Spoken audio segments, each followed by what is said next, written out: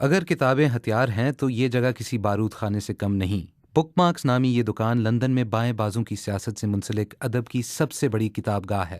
بائیں بازوں کے سیاستدان جیرمی کوربن جب سے حزب اختلاف جماعت لیبر کی سربراہ نامزد ہوئے ہیں، یہاں کتابوں کے فروخت میں 20% اضافہ دیکھا گیا ہے۔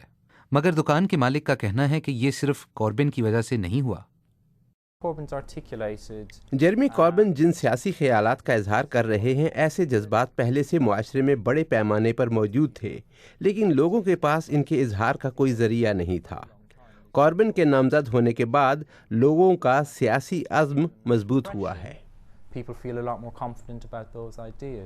نوم چومسکی کی فلسطین کے بارے میں کتاب خوب پڑھی جا رہی ہے، اور یونان کے سابق وزیر خارجہ یانس واروفوکس کی کتاب بھی قارئین میں بہت مقبول ہے۔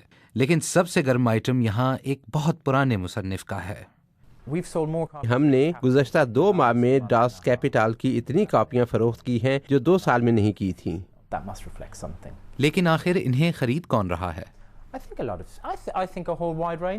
میرا خیال ہے کہ اسے ہر قسم کے لوگ خرید رہے ہیں۔ ان میں بہت سے طالب علم بھی ہیں، لیکن ان کے علاوہ بھی مختلف طبقات سے تعلق رکھنے والے لوگوں نے اس میں دلچسپی ظاہر کی ہے، کیونکہ موجودہ سیاسی نظام ان کے خیالات کی عکاسی نہیں کرتا۔